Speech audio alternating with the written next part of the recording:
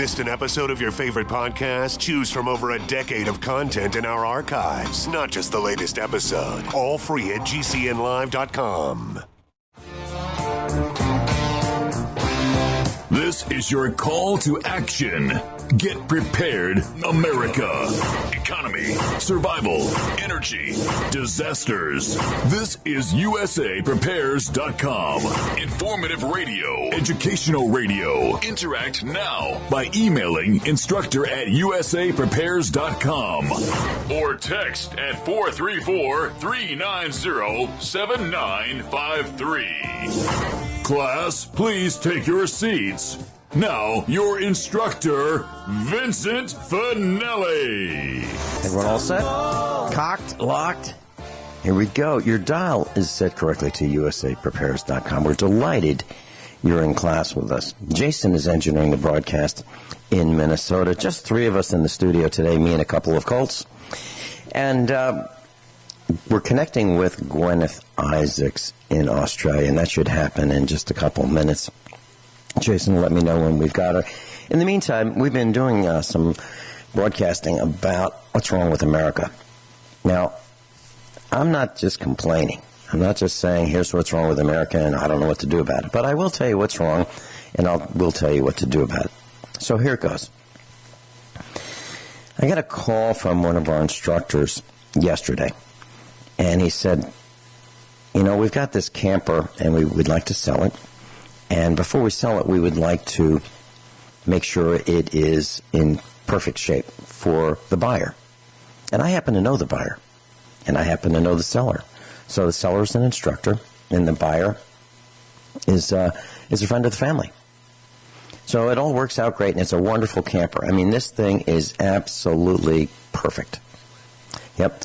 And we've got Guineith. So, Guineith, I'm telling a story about what's wrong with America, and I'd like to just finish this, and I'd love to hear your comments. But I don't think it's just America. I think it's what's wrong with the planet, and it has to do with insatiable greed. So, a friend of the family is buying a camper trailer, pull along, and she wants to live in it. And one of our instructors is selling one. They've got one that they don't use anymore, so they want to sell it, but they want to make sure it's perfect. So there's a company called Camper World, and it's like a large outfit that sells all kinds of things for campers and services them and that kind of thing. And so I called them this morning before the broadcast. I just wanted to know. What did I want to know? Well, they offer what they call a 45-point inspection. Now, this is not fixing anything. This is just looking. So what will they check? They'll check the electrical system, the auxiliary generator system, the plumbing, the LP gas system, the appliances, the exterior. That's what they check. And so I called to find out in Springfield, Missouri. So how much is this? $279.99. Now I got to tell you that whenever I see the number, $279.99. Almost $280, 1 cent less than $280. Now, for a look, they're just looking. They're not going to adjust. They're not going to turn the screwdriver. They're just looking. Right? $279.99. Now, when I see a price end in 99, that is a tip-off to me. That tells me these guys want to trick me. These guys, whoever they are, and I'm not saying it's just Camper World, it's lots and lots of companies. Okay? When the prices end in 99, why not make it $280? Let us really know what it's going to cost. No, it's only $270, we think. No, it's not. It's $279.99. But they're just looking. Mm-hmm. So I called them this morning, and the phone answering machine says, your call may be monitored or recorded, or something like that. I'm paraphrasing. Oh, yeah, okay. So I asked the question, and they said, yeah, they do this. Oh, the gal that answers the phone, I'm not picking on women, okay, but it's universal now in my calls today. I made some calls. Do you do pre-purchase inspection? So if I want to buy a camper, will you guys look at it and charge me to look at it? And can you do that? Do you do that? Well, I don't know. Let me check. Now, first of all, how is it possible that the person answering the phone doesn't know something as simple as that? Okay, that's Camper World. Now, it's not like she was mean. She was polite. She was just ignorant of what they do or don't do. No, that's just gobsmacking, because I'll tell you what, in any company of that sort of size, at least what used to happen when I was out and about, maybe, getting jobs of that, or some description, with companies, is you would have a company meeting.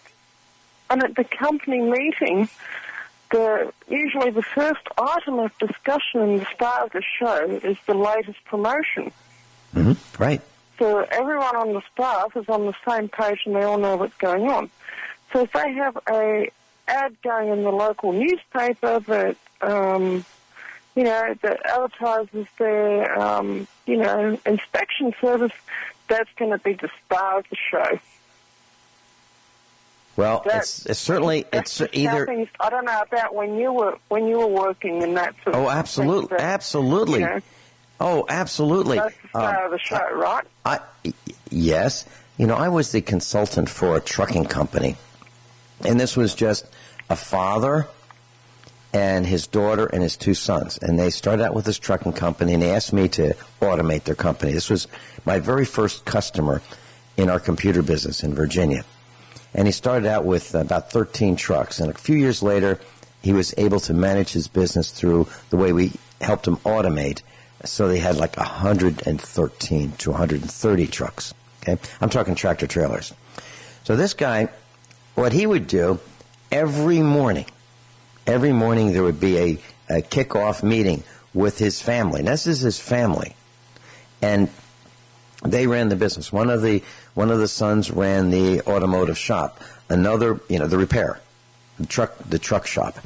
Another son, the other son ran the routing. Who was going where?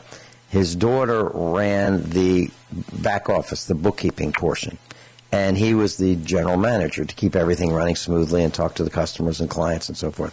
And it was the finest run operation I've ever seen. And this man confided in me that he dropped out of school early because he had to. The highest grade level he completed was 5th grade, F-I-F-T-H, number 5. Oh, grade. my gosh. Didn't even finish high school. And he was one of the smartest people I've ever met. Very dear friend. He's passed away. Very dear friend. And he ran a magnificent operation. Didn't cheat his customers, did it honestly, did it above board. But he met with his family before the day started, and he met with his family. Okay, here's what we're going to do today. Here's what we need to do. Bring up any topics that we need to know about, all of us. Everybody was on the same page. At the end of the day, they all met again. Okay, here's what we did. Here's what we need to do. Here are the priorities. And everybody was on the same page. And that's how they did it. So here we have this company called Camper World. I called them up, and the gal who answered the phone had no idea. But it's not unique to Camper World. And I'm not beating them up per se yet. All right? So $279.99 to look. Now, they say they look at lots of stuff. They say they look at the electrical, hot skin test. What the heck is a hot skin test? I guess that means do the wires get hot. They look at the polarity of the circuits, 12-volt circuits, 120, they call them 110-volt circuits. They look at the batteries. They look at the antenna. They look at the converter. They look at a bunch of things. But it's still, I think I could do it in 2 hours. I think $279.99 is over the top. Okay. So my next thought, so our instructor who was selling it said, hey, Vin, I think they want $1,200 to fix a few things. There's a lazy flame in the LP, the liquid petroleum system. What the heck is a lazy flame? Well, it has one, and they want to do some sealing on it, and they wanted to do something else, and the bill was going to be like $1,200. He said, can we do that? I said, of course. Just let me know when you're bringing it over.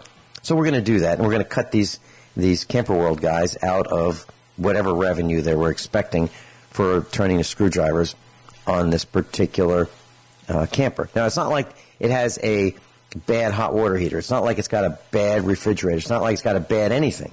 It's just tweaks and a little bit of caulking. So we're going to do it. And we're going to save them like we might have $5 worth of caulk in this whole job, I'm thinking. So we're going to save them everything but the $5 worth of caulk. All right. So then I decided I'll make another phone call. And I called the Chevrolet dealer. And I said, if I am thinking, do you guys do pre-purchase inspections? You know, this is all being recorded as well. And I'm paraphrasing again. Do you do pre-purchase inspections? I said, you know, like if I want to buy a car, not from you guys, not off your lot, but if I find one that I want to buy, will you guys look at it and tell me what you think about it and charge me for it? I don't know. Hold on. Let me get you service. That's 2 out of 2 gals out of 2 gals that don't know. And this is the big dealer in the nearby town. This is a Chevy dealer. So I get the service guy, and he's, you know, kind of gruff. But, by the way, these ladies were really polite. I guess they're being hired for being polite, not for what they know, but for being polite and pleasant on the phone. So I get the service guy, and he says, I think hold on, let me check, let me check. Comes back, he says, we'll do it for $80. I said, what do you check? He goes, well, we don't go inside the engine, and we can't tell you about, how the engine's doing, but, we'll look at the ball joints, the brakes, and, we might take it for a drive and see how it shifts and that kind of thing. And I said, okay, so that's $80. And he said, right. So, okay. You guys change spark plugs on if this Trailblazer that I'm thinking of, what would it cost to change the spark plugs on a V6 Trailblazer? So to be specific, class, I didn't say this to him, but to be specific, that's 6 spark plugs. It would take me 1 hour, okay? At 66 years old, it'll take me an hour. It might take my son a little less. All right. So that's to do the job right, put copper coat on the threads of the spark plugs, blow out the area where the spark plugs are so no dirt goes into the cylinder or combustion chamber. To do it right, put dielectric grease on the spark plugs themselves so that the boots don't stick for the next time. So to do the job right, 1 hour. Now, what do they charge? $170 to change 6 spark plugs. How much are the spark plugs? Well, we looked it up this morning. $5.36 each, but there's 6 of them, so $5.36 times 6. That's how much spark plugs cost if we buy them retail, okay? Not what the dealer pays. $170 to change 6 of them. We'll be right back. So, class, Guineith Isaacs is with us live in Australia, and we're talking about what's wrong with America. But it's not just America. So let me explain via these stories about what's wrong in just a micro example of what's wrong with America. So I made up this hypothetical case that I'd like to have a Chevrolet Trailblazer inspected at the Chevy dealership, and that's $80 to look at it. Now, I'm not talking about taking it apart. I'm not talking about turning any wrenches or screwdrivers. I'm just talking about looking. Okay? Do the lights work? Does it go forward, backward? Does the engine sputter, just idling? Does it seem to stop okay? That kind of stuff. Okay? Are the belts? Does it have all the belts? Does it look like they're going to fall apart? Just looking. All right. So that's $80 to look, and it's $170 just to change 6 spark plugs. The spark plugs cost $5.36 a piece retail. That would be for an AC Delco Iridium spark plug. We checked the prices this morning, just minutes before the broadcast, just so I could be accurate about this. So then I thought, all right, let me call the Mercedes dealership. And we called, and, of course, we were put on hold, and nobody answers because I think it's too early for Mercedes to be awake at 9 o'clock. So, but we did look up on the Internet. What do Mercedes spark plugs cost? Now, I have a 2000 model E430. It's an 8-cylinder, 2 spark plugs per cylinder. So it has 16 spark plugs, which is like twice as many as it needs, but it has them anyway. The recommended spark plug is a Bosch and they are $3.82. So they're less expensive than the one for the Chevrolet Trailblazer. So the plugs are $3.82. You need 16 of them. Now, what does it cost to change 16 spark plugs on a Mercedes in Missouri?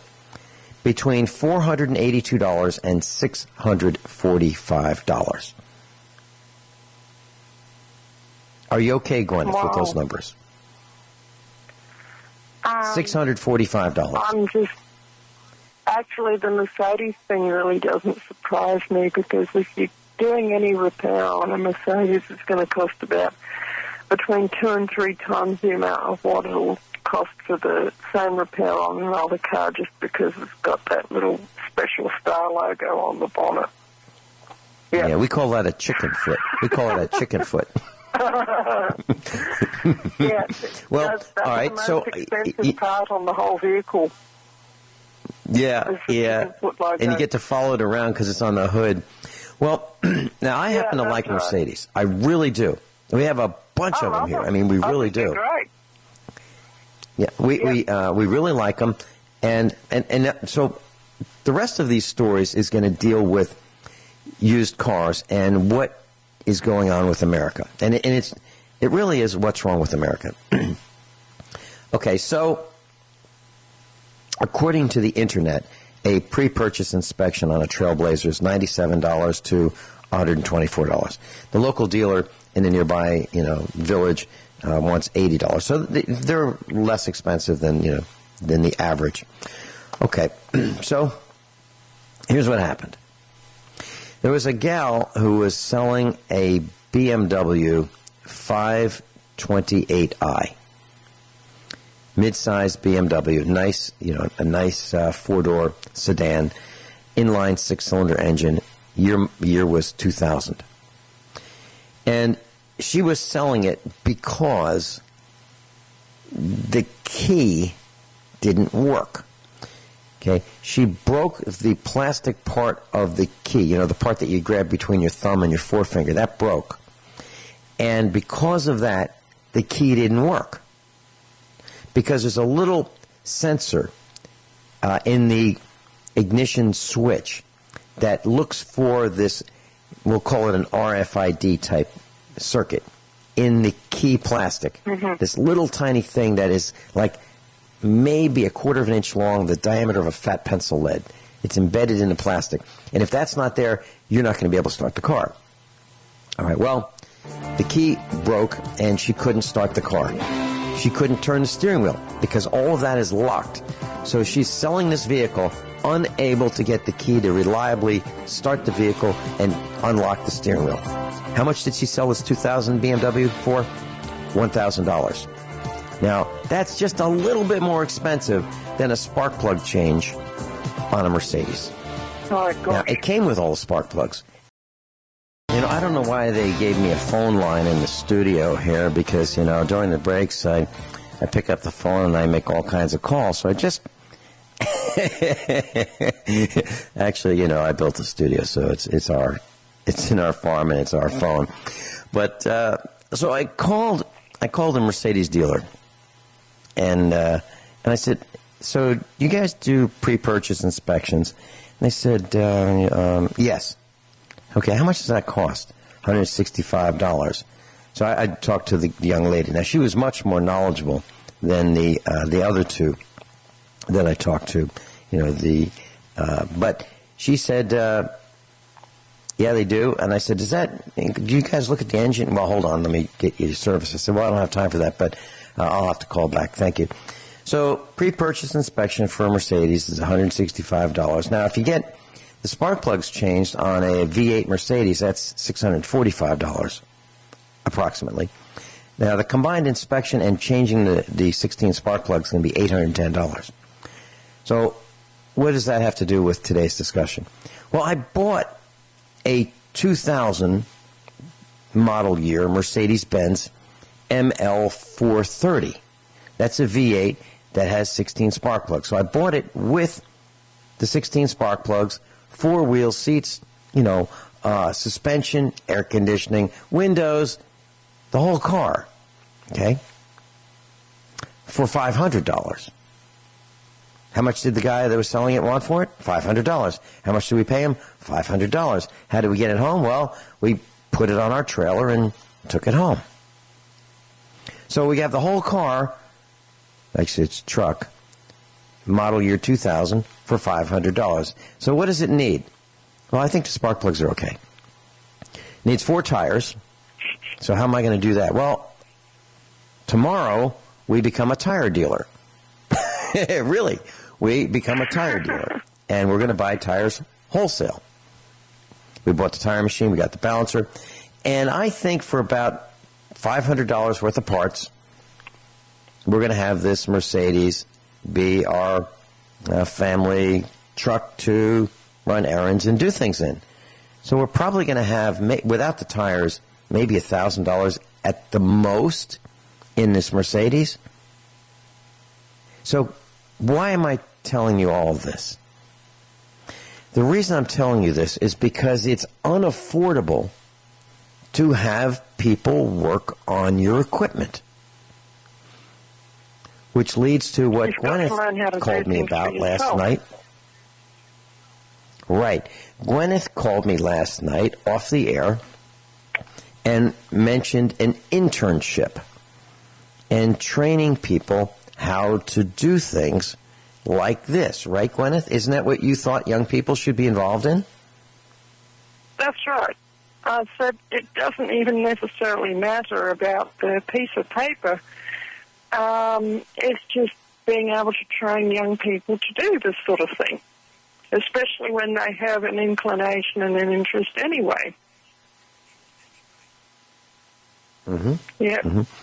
And I mentioned to Guineith that there was a story on the internet, and it was something like this, and I don't have it in front of me, so I'm going to have to paraphrase. And it was saying that, unemployment is so low in the United States, and employers are having trouble finding people to do the things they want to hire them to do. Now, I'm not talking about sitting behind a keyboard and making reservations, or sitting behind a keyboard and entering data, for a medical kind of a system, or making appointments. I'm not talking about that. I'm talking about some skills that are involved in heating, ventilation, air conditioning.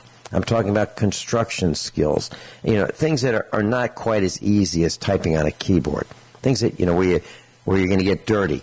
Well, there's an article that said employers are having difficulty finding people to do trade kinds of skills. For example, there's a company looking for heating, ventilation, and air conditioning technicians.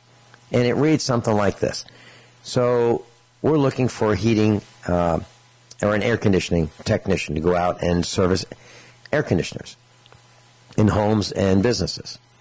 And the guy applies and says, I'm looking for a job. And they go, okay, well, we're looking for an HVAC guy. Do you have any skills? And he goes, no. But that's okay. That's okay. We'll train you. Now, is it okay if we start you at $75,000 a year? I mean, would that be okay? That's what's going on right now. We are hiring felons. We're hiring all kinds of people who would have difficulty getting a job, but not now.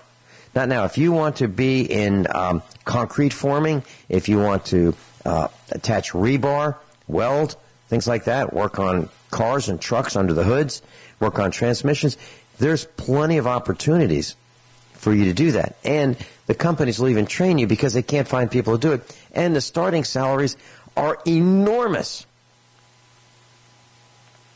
And enormous. They still can't get people to fill those jobs.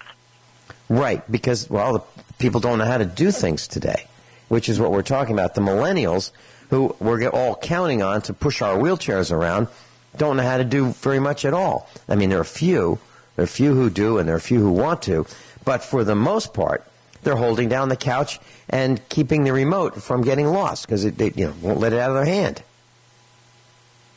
on their TV. Or they're living in the basement, off mom and dad. So the point is, we need to get back. we need to get back to internship programs. Internship programs where we train people how to do the things that we know how to do. And that's what used to happen. You know, in Europe, if you wanted to be a machinist, you just didn't start out as a machinist. You studied under a machinist for years and years and years until you learned the trade. Then you became a machinist. Okay? Same with automotive work. You know, our son is studying under me. He's learning. He's reading. I mean, he's pretty good. He's probably the best in the area right now at age 25. Better than all the senior guys. Because he's paying attention. And he's deliberate in what he does. And he's accurate. And he won't settle for anything less than perfect. He won't. And things take longer for us because he doesn't take the shortcuts. He does it the right way. And that's what we need to do. We need to teach people how to do it the right way. But we don't. But yet, at the same time, we will charge between $122 and $155 for a pre-purchase inspection of a car, or $80 for a Chevrolet, or $170 to change 6 spark plugs, unless it's a Mercedes, at which it would be $482 to $645 to change 16 spark plugs. This is nuts. This is absolutely nuts. So, class, you need to learn how to do things for yourself. You need to learn how to change your spark plugs. It's all on the internet. If you want to learn how to change the spark plugs, you can just type in change spark plugs, comma, Chevrolet Trailblazer.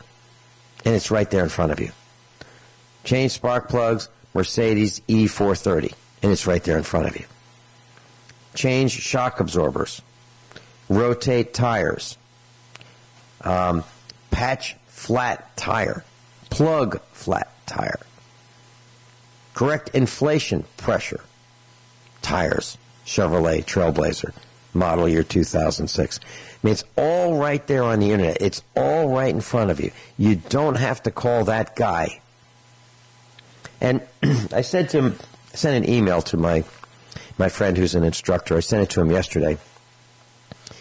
He got an estimate to fix the front end damage on his BMW.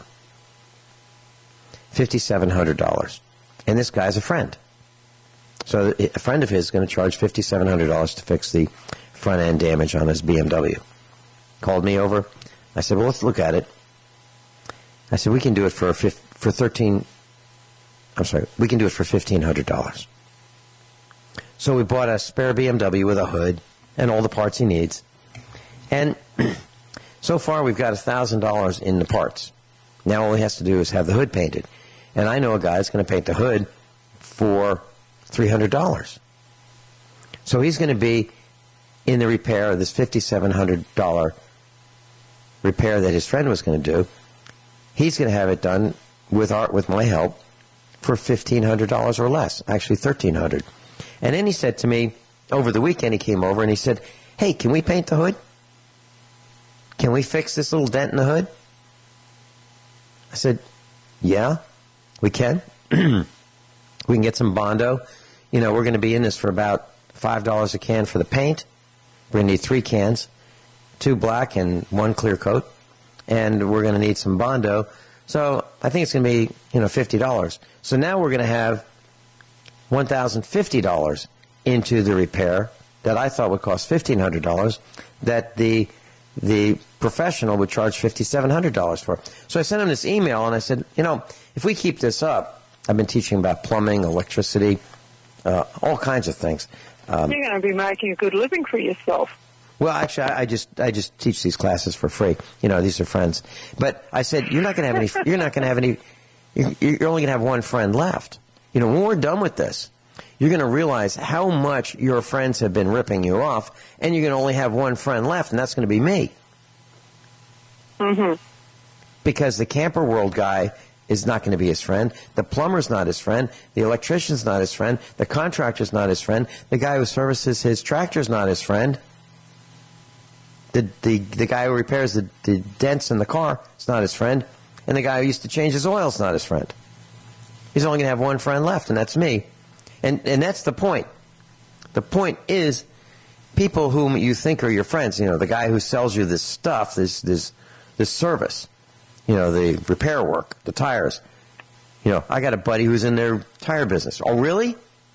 Really? Let's look at the numbers. I guess he's not my friend anymore. That's what he's finding out. That he's been ripped off all these years. Now, my friend's a really good guy. He's very trusting. But I don't think that's the case anymore. I think now he has a jaundiced eye. I think he is cynical now. And it's earned. You don't become cynical by genetics. I think you earn your cynicism. Guineith, I'd love to hear your comments on what I've just said when we come back. Guineith Isaacs, live in Australia. Yep. What's wrong with America? So Guineth's with us. Guineith, what are your thoughts based on those series of rants that I went on for 50 minutes? Okay. Something? It used to be that this is... I've actually been studying recently because I've always got to have something to keep my mind occupied with, and lately it's been sales and marketing and advertising methods. If I was that camping dealership, camper trailer dealership, you know what I would do?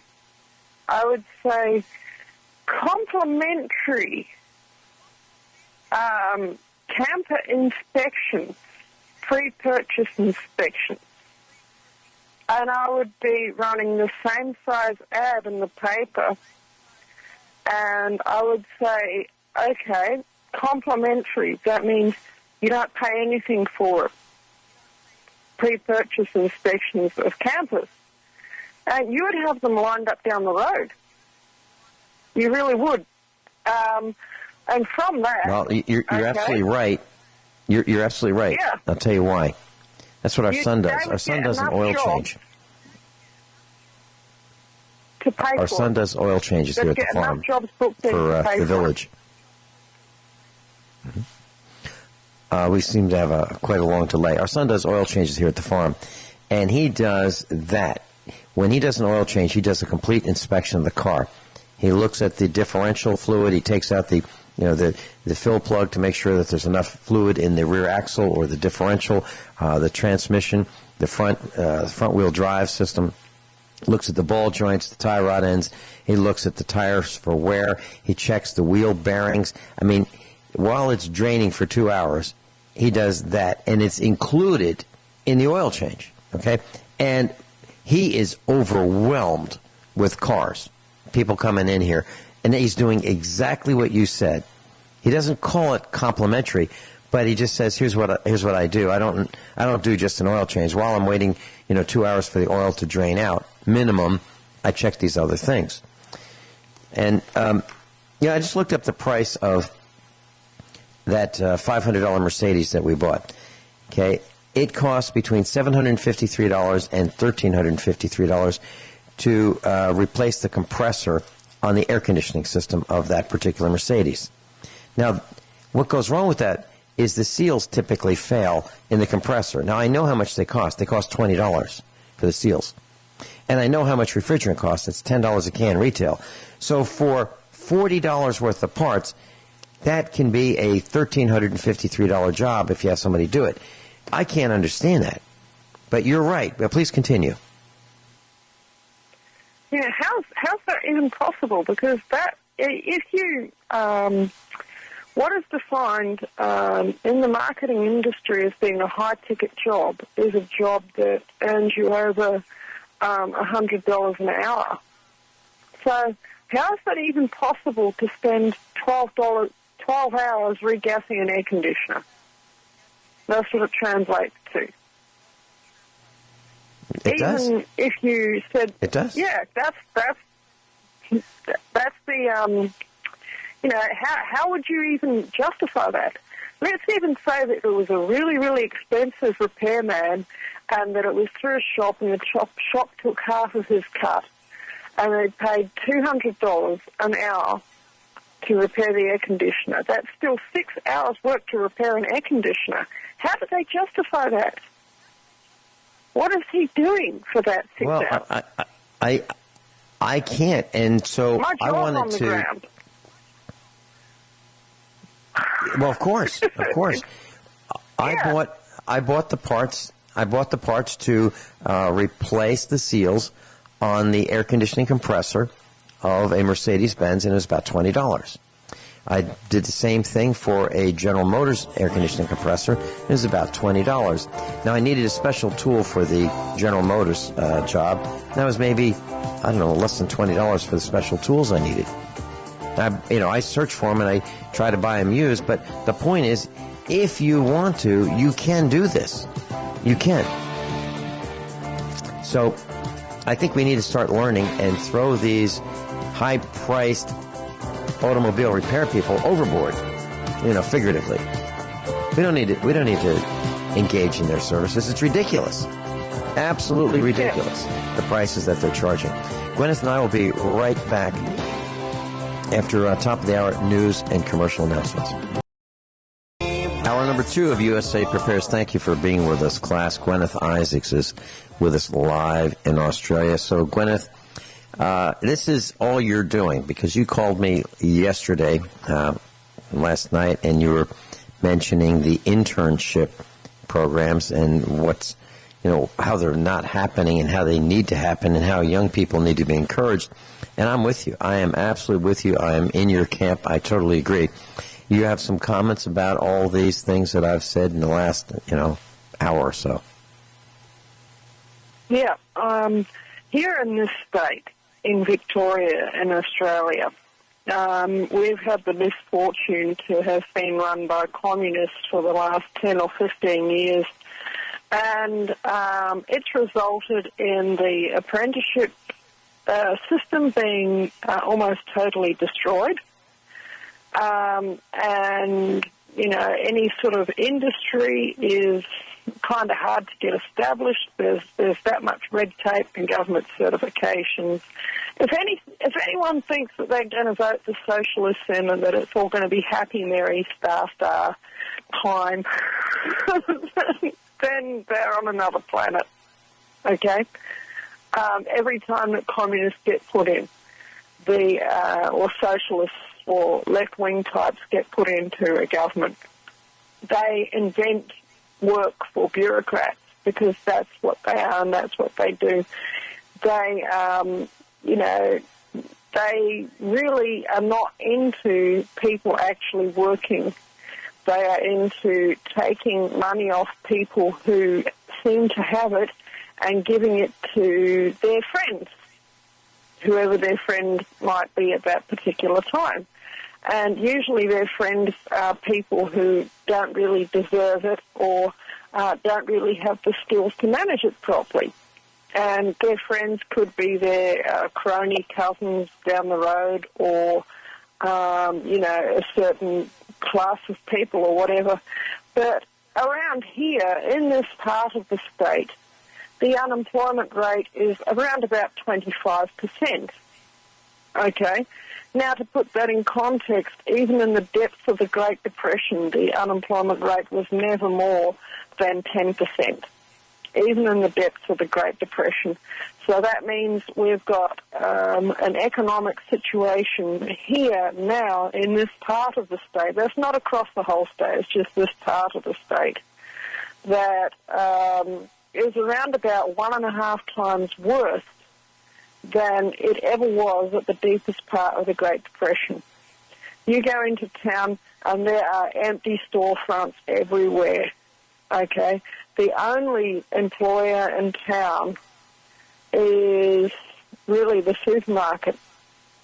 And every kid in town is falling over themselves to get a job stacking groceries into the shelves at the local supermarket. And the people who own the local supermarket, this is in Wedderburn, I don't think that they're very nice people.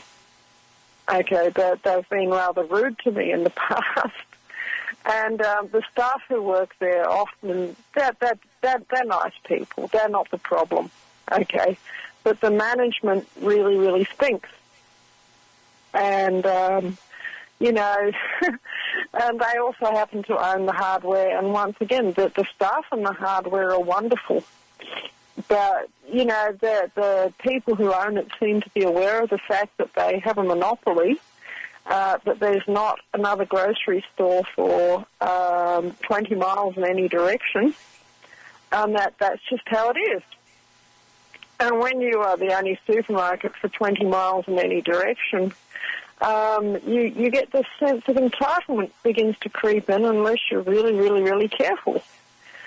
But it's like, what hope is there for any child growing up in that sort of situation? Farm kids, they can still, you know, they can work on the farm, they can live on the farm, they can help to round up dad's sheep and learn the livestock trade and such like and so forth, you know. They can learn how to, you know, go and put in a wheat crop and, you know, they can learn how to, you know, apply the Roundup or whatever it is that they apply to the wheat crop. But they can learn their trade. You know what I mean? But for any kids in town, the situation is just depressing. And you wonder why in these small rural communities that there's such drug problems, that there's such alcohol problems, that there's such domestic violence problems, to where I would not live in one of these country towns if you paid me to. And that's not even getting into the corrupt police. You know, I had a friend recently, she had a situation develop in her place in the middle of the night at about 3 a.m. And she had a man in a dress appear on, this man in a dress lived next door to her, and he woke up about, you know, in the middle of the night and decided that she was the cause of all the problems in his life, and proceeded to start throwing rocks through her windows and threatening to kill her. And she dialed the emergency number in our country, the equivalent of 911, and the police, you know, the emergency dispatcher basically told her that everything was going to be okay, but that no police would be available to come and see her until the morning because they were all asleep. How's that? We don't dial 911. We dial AR-15. Yeah. She used to work as a security guard, and I really think that this particular person might be regretting the fact that she doesn't have a firearm at the moment, because guns are so difficult to obtain in this country. In Australia. She lives on a suburban section. I've got a couple comments about what you said. Yeah. Okay, here they are. When I was a teacher, I was teaching high school at the time in Virginia, and I was approached by the boss, and he said, you know, are you interested in tenure? I said, no, I don't want tenure. Tenure is for lazy people. And I mean it. See, if I had tenure, I could tend to be lazy because I could say things like, well, this is like the government, you know, unless I'm a serial rapist, I can't be fired, right? Right. So tenure is for the lazy. So I was not interested in tenure. And I was, you know, I was not willing to say, well, I did a good job last week, so you need to, you know, you owe it to me to stay on board this week because I did a good job last week. It has nothing to do with this week. This week's a new week. All right, that's one thing. Another thing is I was a computer consultant for several counties in Virginia, as the class knows. And in one of these assignments, I built a computer lab at a high school setting, which was really interesting. And this computer lab was to be used to teach skills like computerized drafting. Now, why was I building this lab? Well, I didn't know it at the time, but this lab was because they were phasing out other instruction. What kind of other instruction? Automotive repair, masonry, electricity, meaning wiring houses and commercial buildings, framing, carpentry, and cosmetology. So they're going to phase out those trades in favor of keyboard and mouse. So, you don't have to lift bricks. You don't have to mix mortar. You don't have to avoid being shocked when you're wiring, electrical circuits in homes and businesses. And you don't have to get dirty and wet, working on plumbing. You can sit behind a keyboard and click away and type away.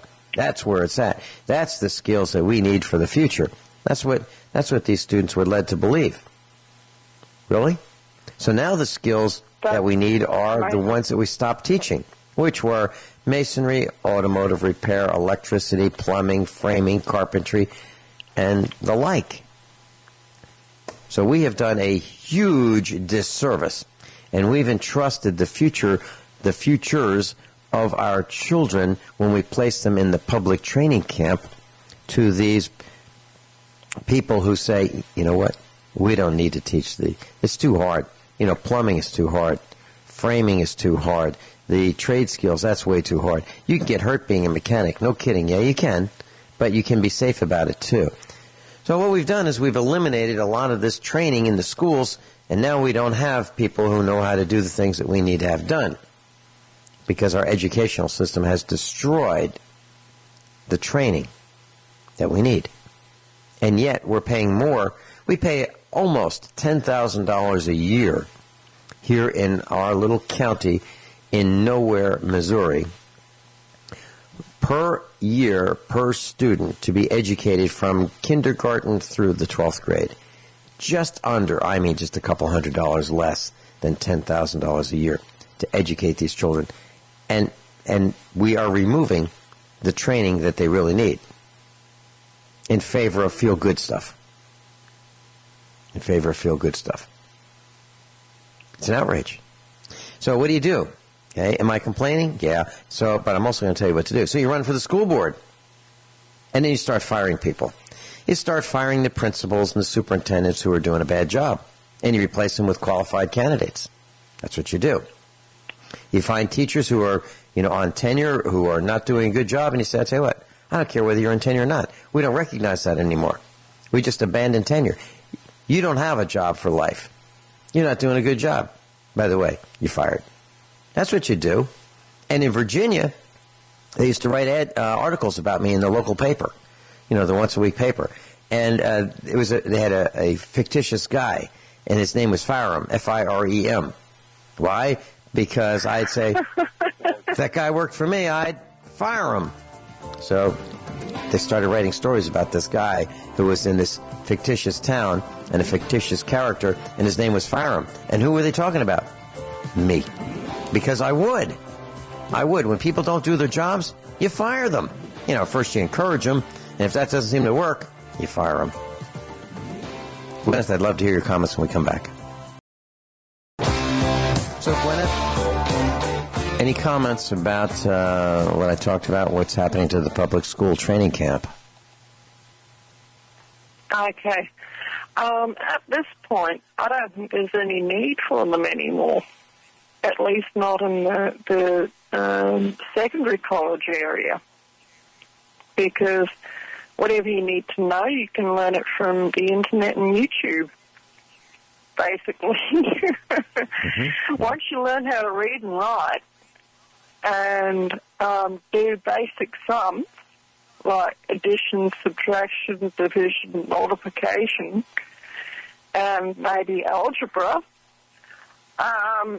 what need is there for you to go to school? It's a babysitting service. Nothing more and nothing less. And the thing is that it's a symptom of what's happened to our whole society. The whole society is so fractured. Okay, I can guarantee that if they shut every single public high school in the country tomorrow, that there would be utter chaos, because these children don't know how to manage themselves, and they would be on the streets, they would be breaking things, they would be damaging things, They wouldn't be sitting at home learning how to drop out a transmission on YouTube. That is for sure. Because nobody has ever taught them any basic survival skills at all. And when I was in New Zealand many, many years ago as a teenager, there was a fellow there, and he had a course that he was running. And this course was designed to help troubled teenagers. They were mostly Māori teenagers, and they had dropped out of the formal education system, and they were teetering on the brink of, entering into some sort of life of crime and gangs, which was rampant in Rotorua at the time, and probably still is. Depending on what part of Rotorua that you go to, of course. The tourist parts of Rotorua are great, and I would absolutely encourage everybody to go there, but there's parts of Rotorua that, at that time were pretty rough. And what this man was, he was a Māori man, and he said, right, I'm going to get these boys, and I'm going to teach them the skills of being an ancient Māori warrior. Okay, I'm going to teach them how to do the Maori war dance, and I'm going to teach them how to use the traditional Maori weapons like the taiaha, which is kind of a cross between a staff and a spear, and the patu, which is a club. And I'm going to, at the end, and I'm going to teach them how to survive out in the forest, and they are going to be, at the end of that, they are going to be initiated into the tribe as men.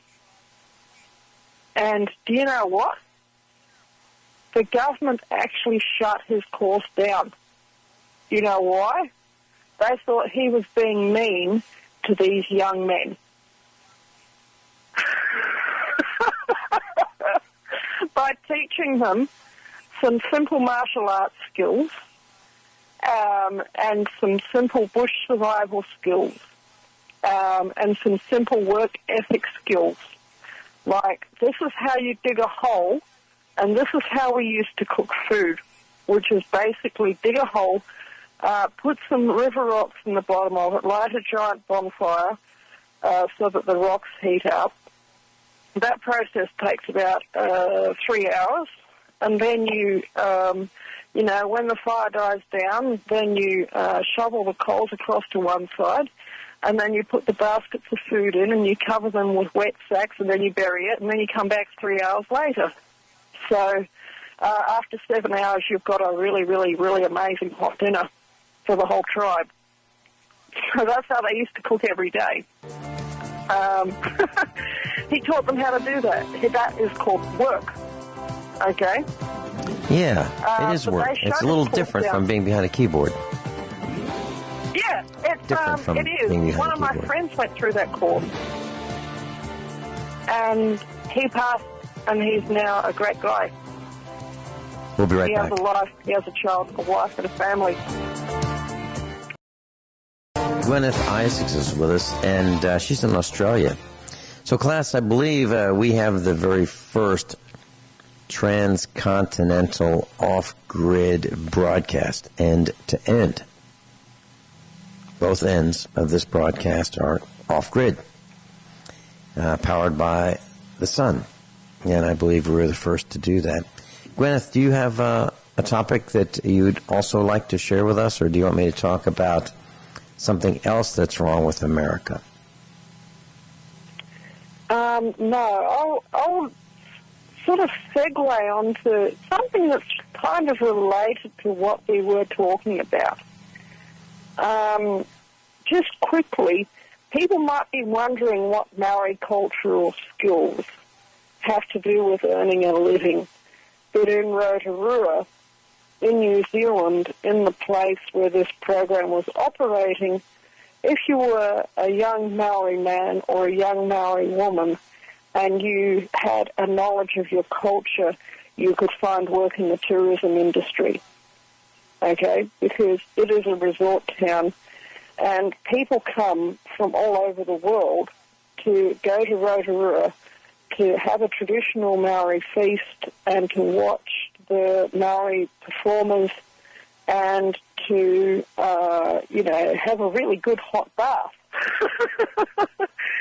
So if anybody thinks that these performers can just, put on the grass skirt and just go out there and perform, they have got another thing coming, because I know these performers. I know some of them personally, and that is their life. They train from when they are little kids to do these dances and these songs. And, that it's a performance. It is a skill. It is an art.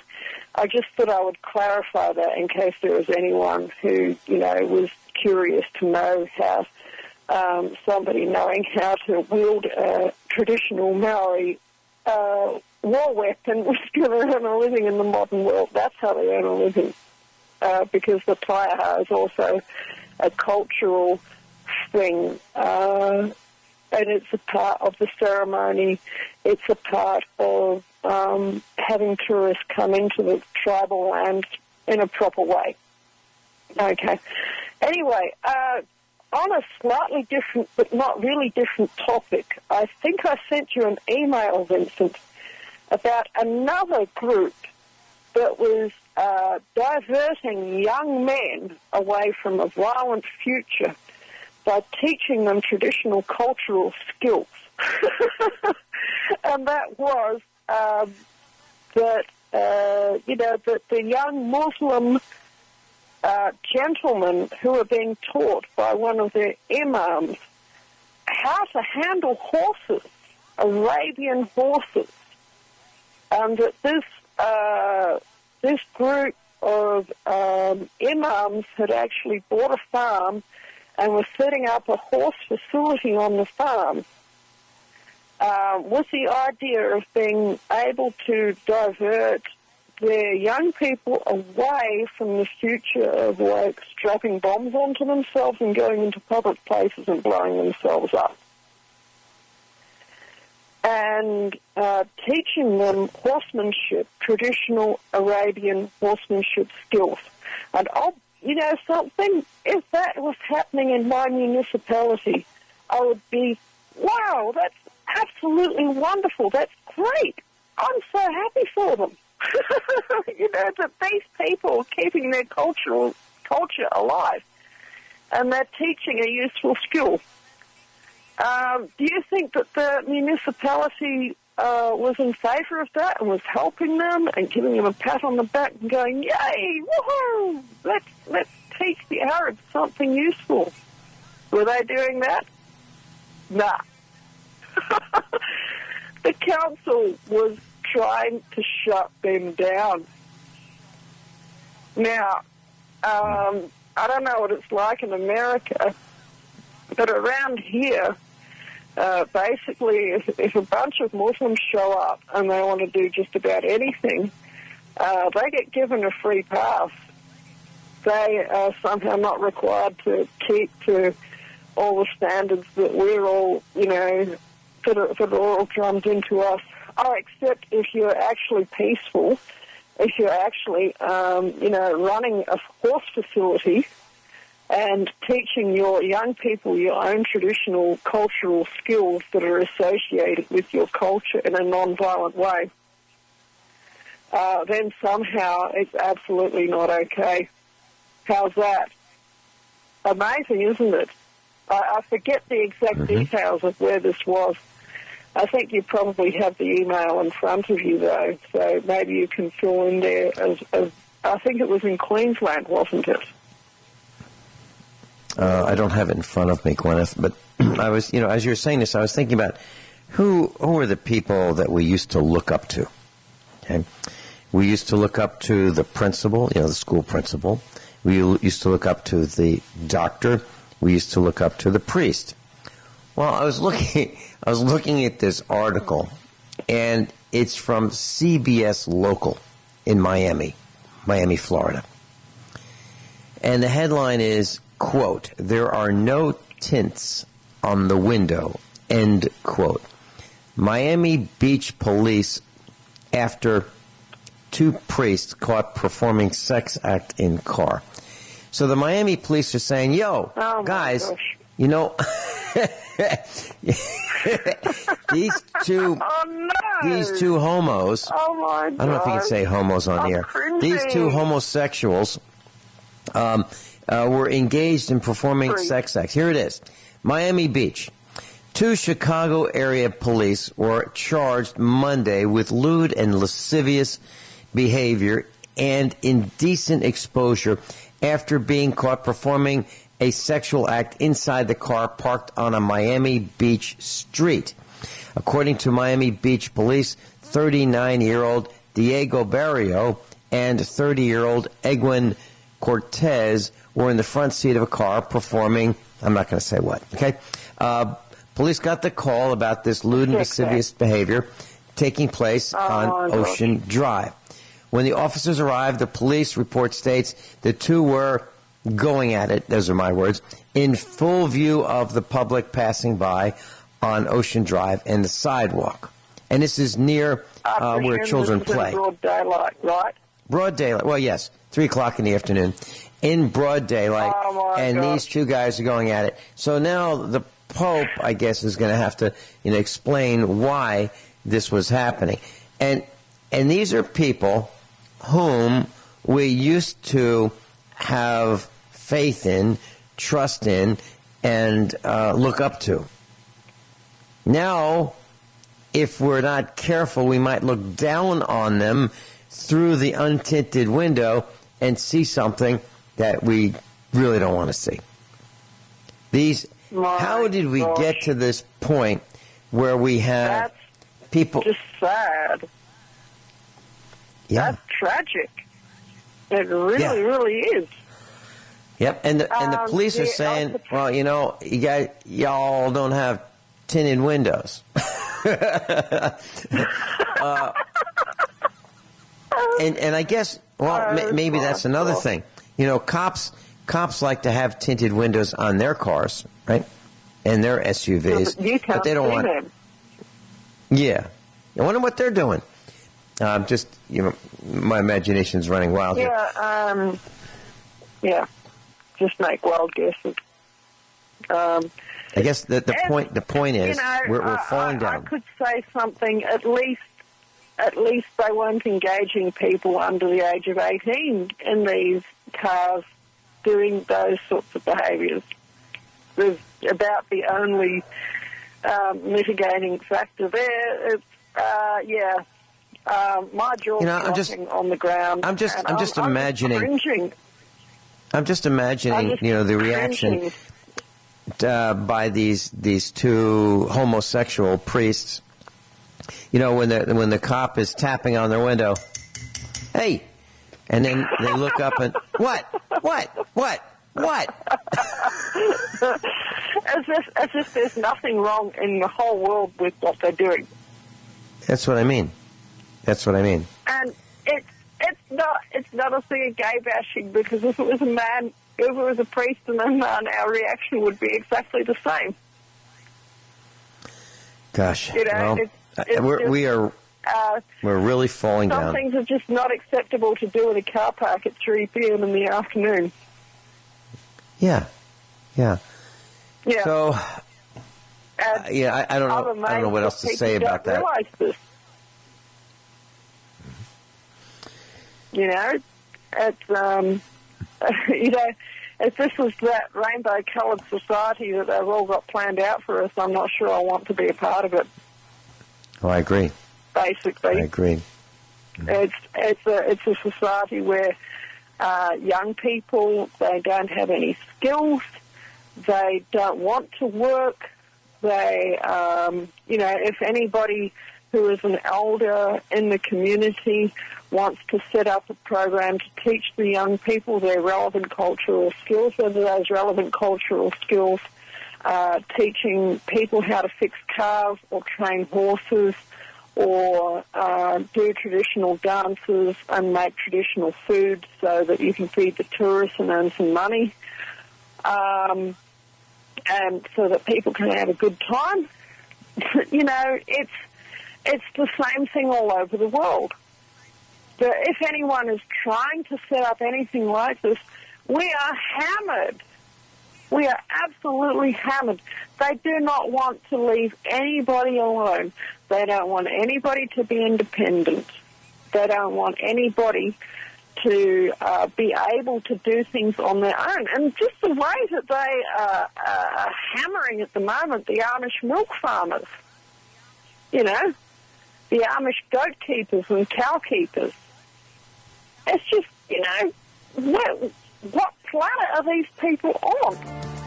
It's like that they willfully want to destroy our entire economy and any hope that we might have for a future.